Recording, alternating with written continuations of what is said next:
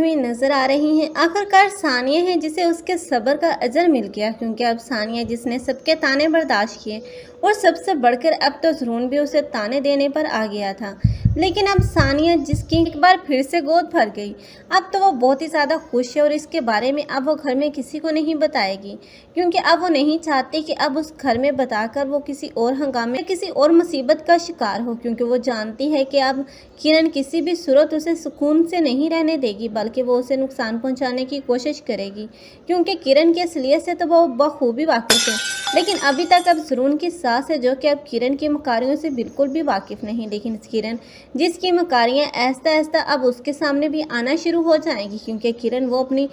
आदतों से बाज आने वाली तो है नहीं, क्योंकि अब वो चाहती थी कि ज़रून की और सब घर वालों की नज़रों में सानिया को पूरा साबित कर दे, और वो ऐसा करने में कामयाब भी हो गई। लेकिन अब ज़रून है जो बहुत ही ज़्यादा खुश था कि अब किरण उसे औलाद की खुशखबरी देने जा रही है, लेकिन किरण जो कि एक छोटी न्यूज़ को लेकर सबके दिलों में अपने लिए जगह बना रही थी और चाहती थी कि वो सानिया को सबकी नज़रों में जलील करवा सके।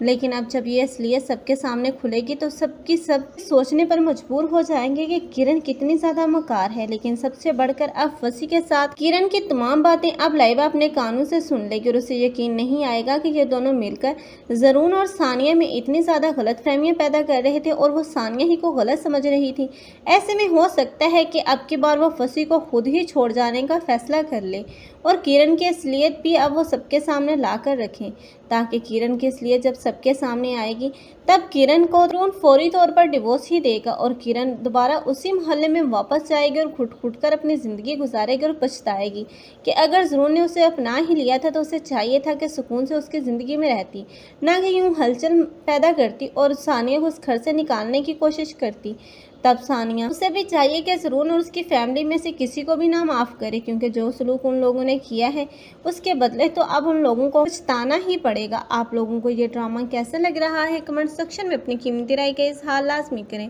मज़ीद ऐसी वीडियोज़ के लिए हमारे चैनल को लाजमी सब्सक्राइब कर लें। अगर आप लोगों को हमारी वीडियो अच्छी लगी हो तो वीडियो को लाइक करना और दोस्तों के साथ शेयर करना मत भूलिएगा। अल्लाह हाफिज़।